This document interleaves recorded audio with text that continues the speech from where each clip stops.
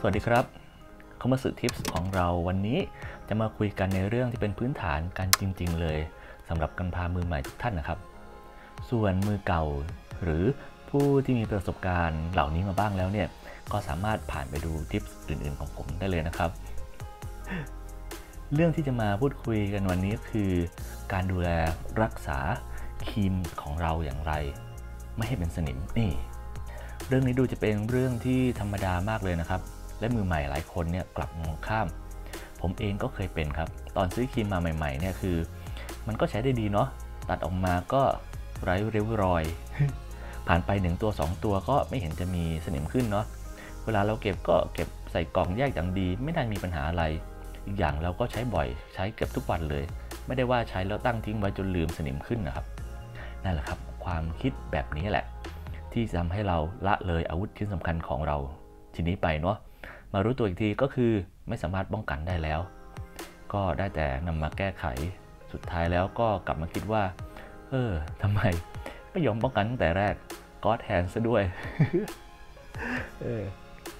ก่อนจะพูดถึงการป้องกันและแก้ไขเนี่ยเราจะมารู้จักเรื่องของสนิมก่อนนะครับสนิมคือโลหะที่มีการเปลี่ยนสภาพไปจากเดิมอันเนื่องมาจากปฏิกิริยาทางเคมีนะครับระหว่างเหล็กน้ำและออกซิเจนดังนั้นเนี่ยการป้องกันเพื่อไม่ให้เกิดสนิมมันก็ไม่ยากครับคือทำยังไงก็ได้ที่ไม่ให้3อย่างนี้มาเจอกันนะมาดูกันว่าทำยังไงอย่างที่1ก็คือ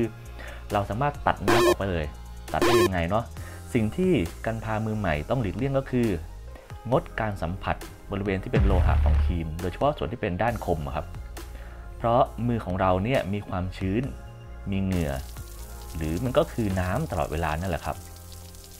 ต่อไปก็คืองดการเป่าเศษพลาสติกหรือฝุ่นละอองต่างๆบนส่วนที่เป็นโลหะของครีมเพราะว่าพวกฝอยน้ำลายต่างๆจากปากของเราเนี่ยมันก็คือความชื้นแล้วก็เป็นที่มาของน้ำนั่นเองนะครับ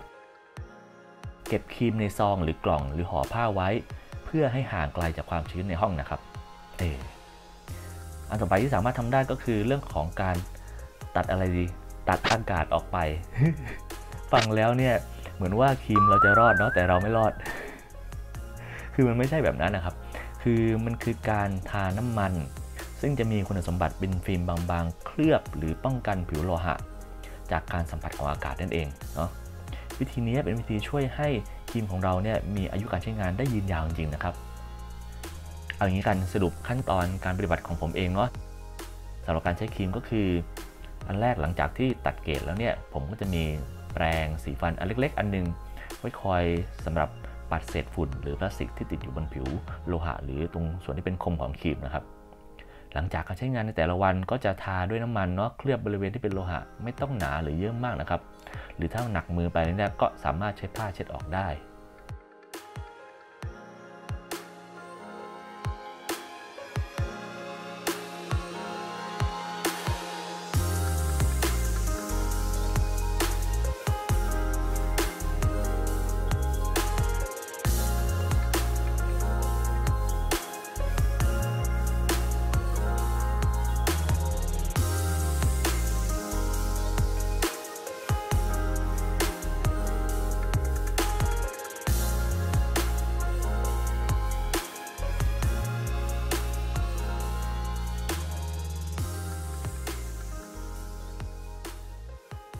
จากนั้นก็เก็บใส่ซองหรือกล่องหรือถ้าไม่มีก็ใช้ผ้าพันไว้เก็บไว้ในลิ้นชักเลยครับแค่นี้เองเนาะง่ายๆครีมตัดก็จะอยู่กับเราไปอีกนานนะครับแต่สำหรับคนที่เลยจุดป้องกันมาแล้วเนี่ยมาถึงจุดแก้ไขทำยังไงดีวิธีง่ายๆก็คือเราอาจจะต้องใช้กระดาษทรายครับขัดสนิมออกหรือถ้าไม่มีกระดาษทรายอย่างผมเนี่ยผมก็กัดด้วยน้ำยาขัดสนิมทั่วๆไปนี่แหละครับหลายๆรอบ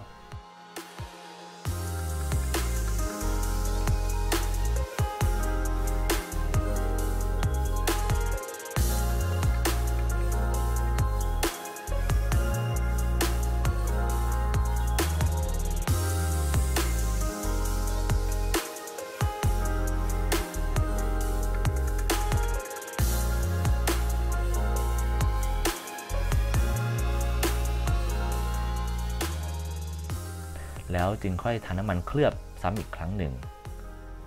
บอกอย่างว่าสนิมที่เกิดบริเวณคมของครีมเนี่ยต้องทำใจนิดหนึ่งครับขัดยังไงก็ไม่สามารถกลับมาเป็นเหมือนเดิมได้นะครับ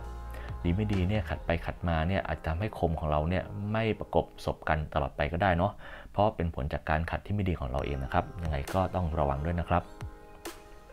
คลิปนี้เนี่ยผมทำขึ้นเพื่อตอบคำถามของกันพามือใหม่หลายๆคนที่ถามเข้ามาอย่างมากมายนะครับว่าทำยังไงครีมถึงยังไม่ขึ้นสนิมก็ผมหวังว่าก็อาจจะพอได้คำตอบไว้เป็นแนวอ้างอิงเนาะสำหรับการปฏิบัติกันต่อไปนะครับชอบไม่ชอบยังไงฝากก็ได้นะครับตรงคอมเมนต์ใต้คลิปนี้อย่าลืมกด subscribe สั่นกระดิ่งริงเบลออให้ผมด้วยนะครับ